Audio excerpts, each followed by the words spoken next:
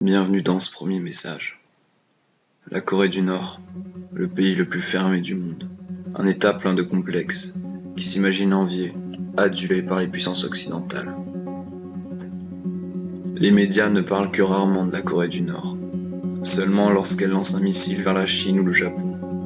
Ainsi, ce qui ressort de ce pays, c'est une nation faible, qui ne s'appuie que sur quelques événements ridiculement crédibles pour exister, comme un enfant turbulent.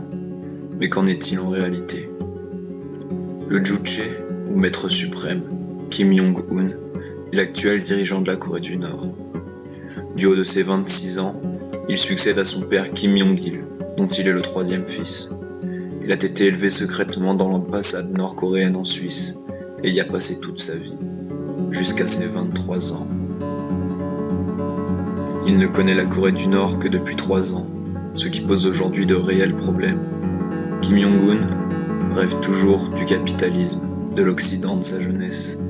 Kim Jong-un serait-il en train d'ouvrir son pays au monde extérieur? Tout porte à croire qu'il en a l'attitude. Regardez cette image. Il s'agit d'une pizzeria ouverte à Pyongyang, une pizzeria en plein cœur du pays qui se veut le plus hostile à l'occidentalisation. Néanmoins, les choses ne sont pas aussi simples. La Banque mondiale recense 24 millions d'habitants réguliers en Corée du Nord, ainsi que 1 106 000 soldats et environ 200 000 hommes, femmes et enfants enfermés dans les camps de concentration du régime. Parlons-y de ces camps.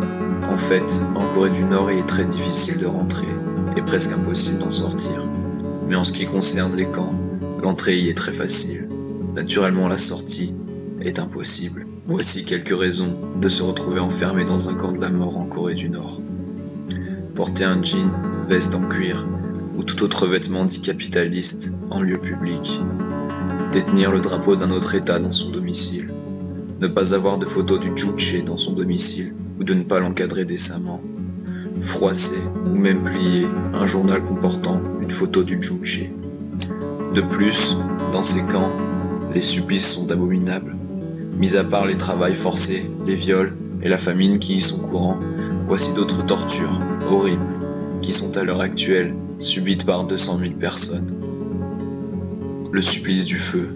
Il s'agit de lier les mains avec les pieds du détenu et de le pendre par cette liaison au plafond. Il se retrouve le dos face au sol, où les gardiens allument ensuite un feu sous le détenu. Ainsi, la chair de son dos cuit lentement. Il ne peut pas se débattre, il ne peut que souffrir. Le supplice de l'eau. Il s'agit de fixer le détenu en haut d'un bassin, à une grille. Dans cette position, son corps est plongé dans l'eau jusqu'aux voies respiratoires. À cause des liens, il est immobile. Il a les yeux bandés.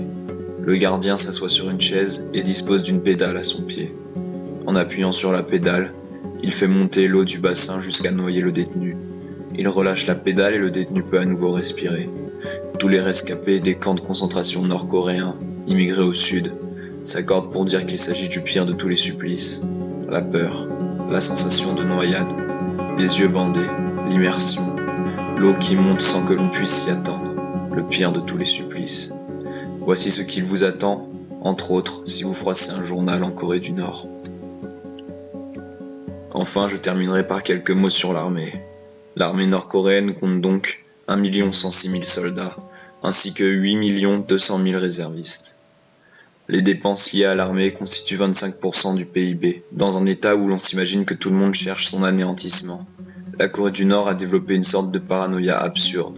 Selon le gouvernement, tous les missiles américains, japonais et sud-coréens sont braqués vers Pyongyang, la capitale. Le monde entier, qui jalouserait sur la splendeur du pays, chercherait à le détruire. C'est ainsi que la Corée du Nord justifie l'affamement de son peuple pour nourrir les soldats. Nous avons tous déjà vu un défilé militaire nord-coréen. En réalité, l'armée nord-coréenne est faible. Si elle dispose soi-disant de l'arme nucléaire, elle ne dispose pas de lanceurs capables d'atteindre le voisin japonais. Et si elle compte un nombre énorme de soldats, on estime que l'État ne dispose pas des moyens suffisants pour en équiper à peine la moitié. Comme message de fin, je dirais que la Corée du Nord, et notamment le Parti populaire, sont sur le déclin. Un dirigeant qui n'assume pas son rôle, un peuple meurtri, affamé, et une armée dépassée par une paranoïa constante bien qu'infondée. La Corée du Nord reste pour l'instant et néanmoins le dernier bastion d'une idéologie qui n'a plus sa place dans le monde, l'idéologie communiste. Vous pouvez lire Rescapé du camp 14, ou encore aller sur le lien dans la description qui propose un aperçu de la constitution nord-coréenne pour mieux comprendre la situation contradictoire de ce pays. Je vous remercie d'avoir écouté ce premier message. Il s'agissait d'une mise en bouche. Le prochain sera sûrement plus explicite.